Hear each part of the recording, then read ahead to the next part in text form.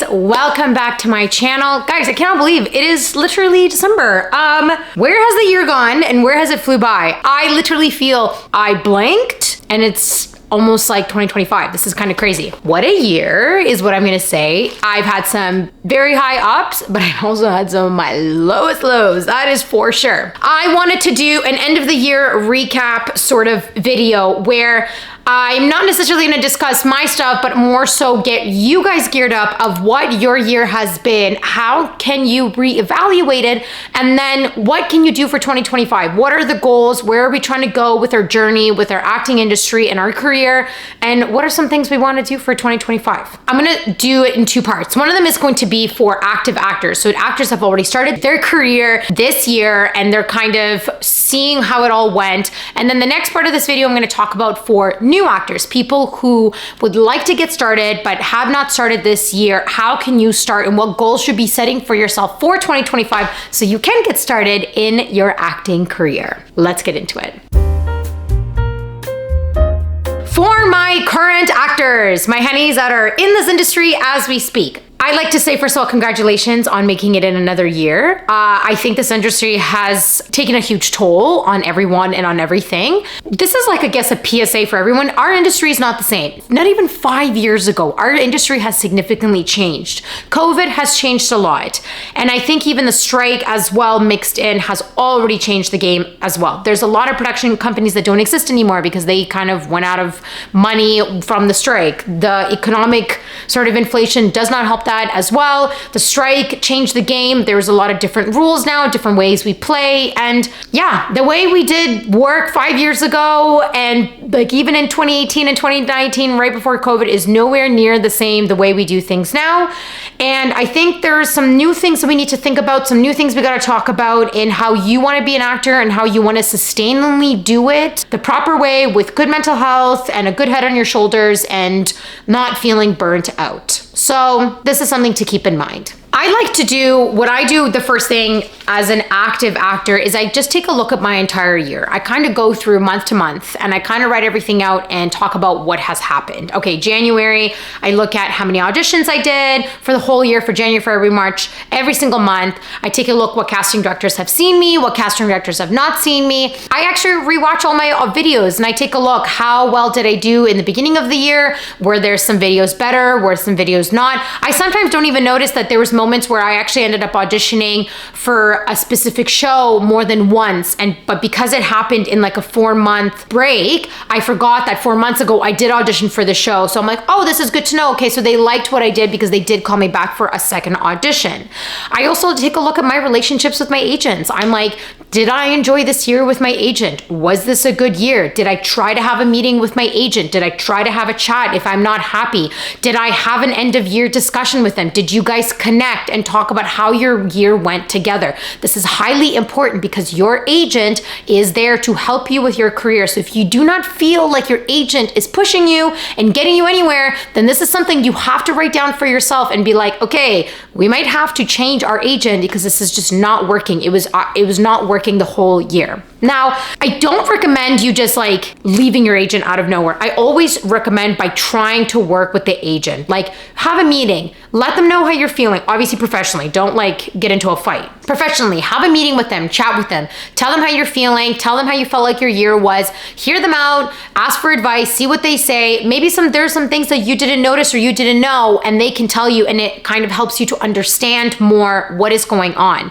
So these are important things as an active actor you look at throughout your year and see what new things you can set for yourself in the new year. Now, if you have done all that where you've talked with your agent the whole year and you've had numerous of conversations and you felt like nothing has changed, then this might be a time for you to sit here and be like, okay, you know what? Time to find myself a new agent. And that you're going to create yourself a game plan. You're going to look at what agencies are you interested in the city. You're going to go on IMDb Pro. You're going to take a look at who their roster is on IMDb Pro. If they have 7 redheads, if you're a redhead like me and they have 7 of them on your roster, most likely they're not going to take an 8th. And not only that, that's a big competition for yourself because now you're competing within one agency with just those 8 redheads. And you don't really want to do that. You want to be like max like 3 redheads. You don't want to have 8. So these are things to look at, to think about. Talk to your acting friends. Do they like this agent? If you know someone on there, can you have a chat with them, see what they think or say? There's different ways you can work around it, but this is super highly important to have these conversations, because then it gets you to understand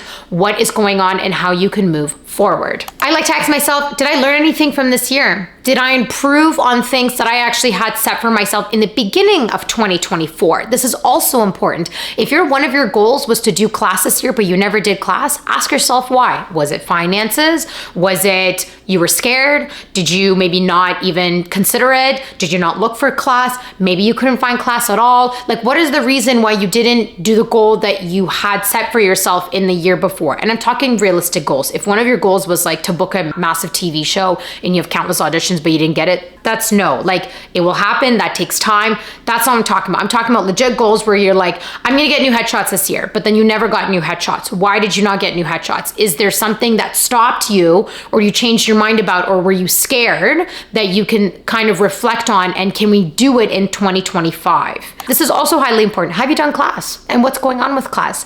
If you did class, did you enjoy your class? Did you feel that you learned and improved from class?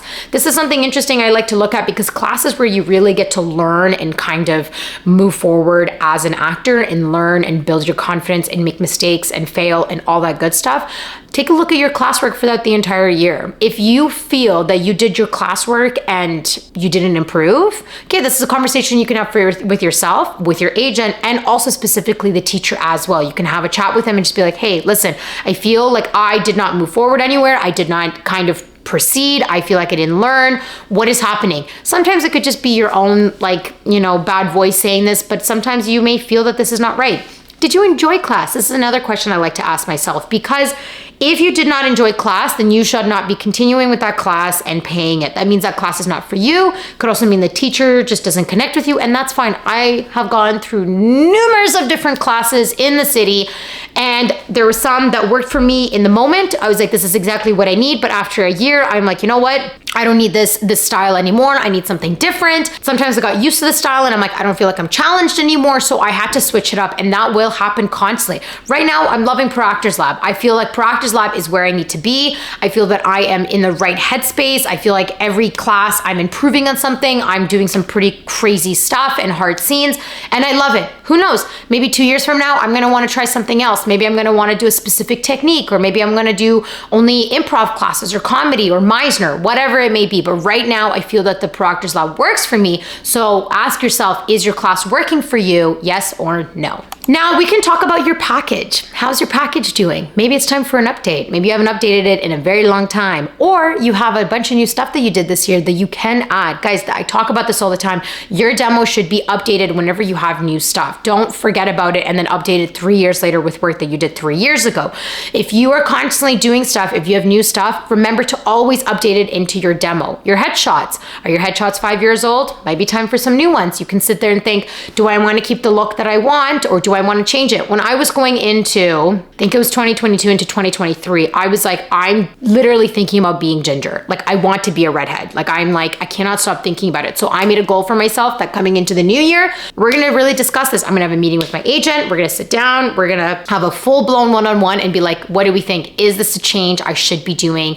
And we had a big discussion and we both agreed with it. We loved it. And so I went and got new headshots. I think it was February at the time, and I got my hair done and I had new headshots done with my red hair. So this is something to think about. If you don't want to change your look, that's fine, but your headshot should not be 5-6 years old, because 5-6 years ago, I looked very different despite the red hair. Like, even if my hair was the same color, you still look different. You evolve. 5 years ago, I was 23. I look like a freaking baby. I kid you not. I'm 28 now. Not that I'm saying that I look old. I'm not, because I'm 28. I'm not old, but your features do change over time. So this is something to also think about of a goal for 2025. To tie in, how do I set these goals? Obviously, you want to set yourself realistic goals. I used to set myself some insane ones where I was like, okay, I'm going to book the lead role on Universal Studios. And I'm like, girl, you have no agent. You haven't even done your headshots. Where are you booking this lead role? Like, you gotta be honest with yourself, honeys. And I'm not trying to stop you or diminish you or put your goals down. Not at all. I just want you to set realistic goals, because I've seen this a lot happen. And I've had people DM me be like, I set these goals and they didn't happen. And I'm just like, Well, yeah, because you set yourself some pretty insane goals, and you're like skipping 20 steps before you get to the goal that you want to get to. So it's like if someone's like, I want to be a doctor, but then they haven't even applied to school, and they're like, I want to be a doctor in 2 years. I'm like, well, obviously that's just not going to physically happen. You need to apply for schools. You have to look for what you want. You got to get your finances in order. You got to get into the school, and then you have to do numerous of years, and then you have to find a space that will hire you as a doctor. Like, there's so much that goes into it that you don't just become a doctor. It's the same with the acting. Like, if you're going to set yourself unrealistic goals, you're going to end up having an unrealistic year. Your energy is going to be all over the place. You're going to be frustrated with yourself. You're going to feel like, why am I not getting this? Why am I not doing it? And I get it. It sucks because I was there. Set yourself realistic goals, like things that you know can be achievable and that you can work on for this year, not things that are like out of this world that makes no sense and are like 20 steps away for you to get it. I like to write these things down. You could either do it in a notebook or you can do it in a computer, whatever you prefer. I also love vision boards. Vision boards are very fun for me. It's a fun little creative thing I do. I like to do one at least once a year. I used to do them a lot more, but I just felt like it was too much. So I do mine once a year, and I do it towards the end of the year. I actually keep my vision board from the year before, and I look at things that I have manifested and things that have happened. And then I kind of compare it to my new year. And then I kind of either maybe have to take a few goals that didn't complete in 2024. I put it into 2025. The ones that did complete in 2024, I kind of cross them out and I start on new goals. But doing a vision board is fun because, again, you get to really vision it. Like, you really get to like put it in your brain and see it as a big picture. And it's nice. It looks good. And then you can hang it up or you can hide it. I like to hide mine. A vision board is always a great way to set your goals. Now for my newbies, for my new little actors that want to be doing this but have not done it still in 2024. My first question is to you, what is holding you back? Or why have you not started your journey in 2024, but you've thought about it? And yes, I can understand that I have some followers that are watching me from different countries and you're like, oh, I can't move to the States or I can't move to Canada, blah, blah, blah. I get all that. That is 1,000% understood and that's not easy. But what I do like to sometimes think about is if you are in the city and you live in North America and you've always wanted to be an actor, but you've never done it and fear is what holding you back, this is what I want to talk about. Why is fear holding you back? What exactly is the fear of the industry and the acting that is holding you back from starting your career? For me, it was always the fear of failure, of not making it as an actor. I still deal with that today. I'm not going to deny that. And I love my parents very much. They're my besties. They're my best friends. They're like my everything. And they watch every single YouTube video that I post. So shout out to you, mom and dad, because I know you're going to be watching this one during dinner.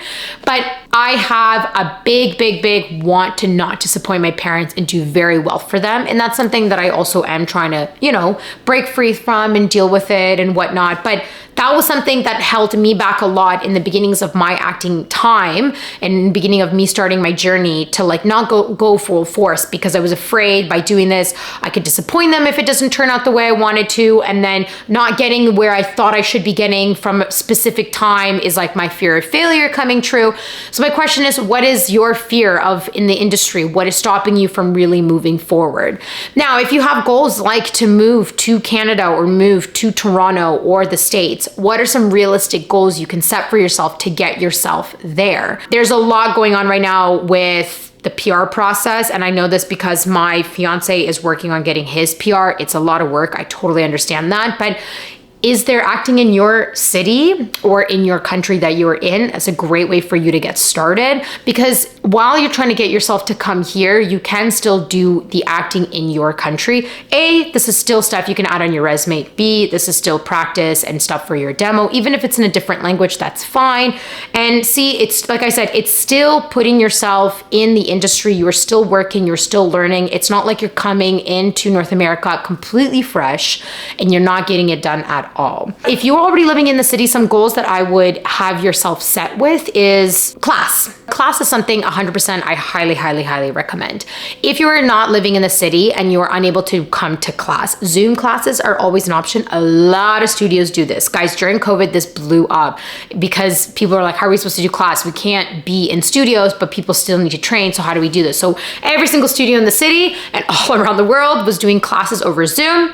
Now, obviously, classes are now back back in person, but studios still do offer Zoom classes. Even last night, I had my class at Proctor's Lab and Jeff was talking about it, and he said Zoom is actually a great way because he's like, I have people who like, first of all, maybe have full-time 9-to-5 jobs and literally cannot come into the city or live outside of the city and cannot drive 2 hours in for a class. So they prefer to do it over Zoom. A lot of people have other commitments and it's unable for them to take the time to physically be in class. He also says a lot of his students in the Zoom class are also like actively on sets, and they, with their scheduling, they're unable to literally be on class as well because their schedule is so crazy with sets. So they do Zoom classes just to keep the muscle going. So these are options you can do if you're living in another country. You can do Zoom classes and you can do them anywhere. I'm pretty sure in like, even in New York, like Stella Adler Studio, they do like Zoom classes as well. So these are great options. If I wanted to do a class in New York, I don't have to physically be there. I could just do this online. So this is an option that you can kind of get the ball rolling, get things started, and kind of get it rolling. So these are some options you can do for yourself. Headshots, you can start saving up for headshots. Set yourself a goal that you're going to save for 6 months, for example. I don't know, like it all depends on your finances, or set for 3, whatever. When do you want to get your headshots done? Like slowly start building your package. So then it's not like all of a sudden you have to build it all in 1 month and it's a lot of pressure. You can slowly start doing your thing.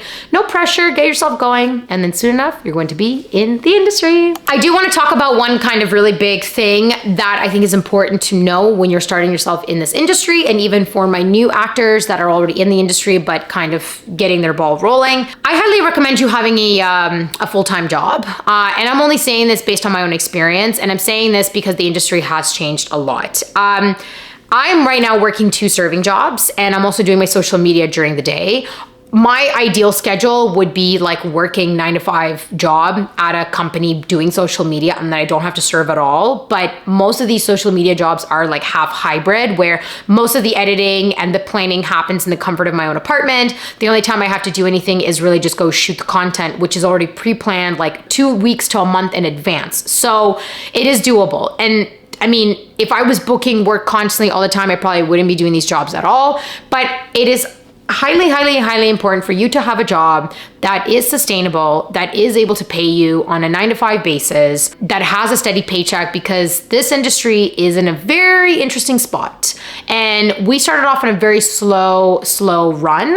And even this summer was a slow pickup. Probably midsummer is when I started to actually get auditions. And truly, I'm not kidding you, like September up until now, I've been auditioning like crazy, but it wasn't until September hit, that's when I started auditioning. But from January all the way till September, I had to find my own way of getting all this done, because I was like, I need to make money. I'm clearly not getting much out of anything, so I need to make money. Now, this is what I'm working on, is to get my 9-to-5 job so I don't have to like continue serving, because it's just not healthy for me and it's not helping.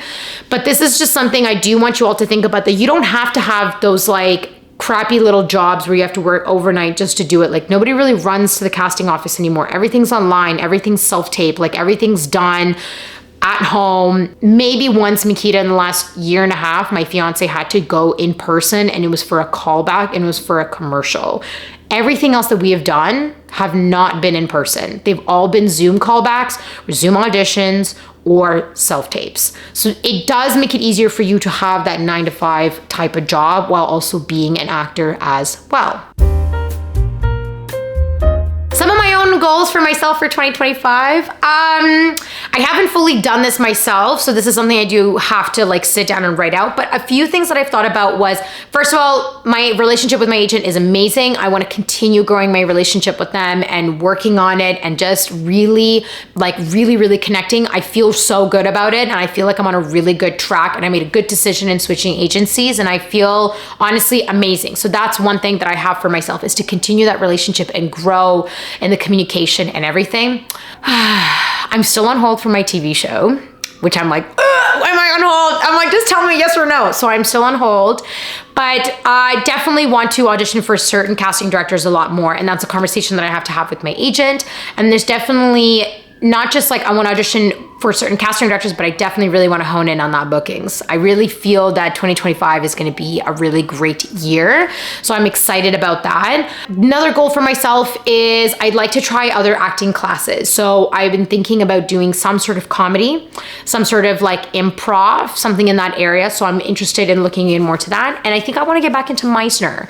I'm thinking of maybe doing a couple of Meisner classes. I haven't decided where I want to do my Meisner, but that is something that I have definitely thought about. I don't want to do anything new with my headshots. I love my headshots. They're only like not even a year old. So that's going to stay the same. My resume is probably going to stay the same, but I definitely thinking of maybe revamping my demo. And that's something that I need to sit and think about and how I want to do it, and also discuss with my agent how I want to move forward with that. And I kind of want to look into branching out and looking into getting agents in Vancouver and LA and how that all works, and kind of finding out information. Don't know if that's a goal that will happen in 2025, but it could be a seed that I plant and that I talk about and I think about, and kind of like, yeah, you know, like where I'm just like, how do we do this? Like what's a step-by-step plan I can do over time? So a couple items there. Anyways, honeys, I love you. Happy December. It is, what time is it? It's like 4 o'clock and it's almost dark. I have to go work at my serving job today. Yay.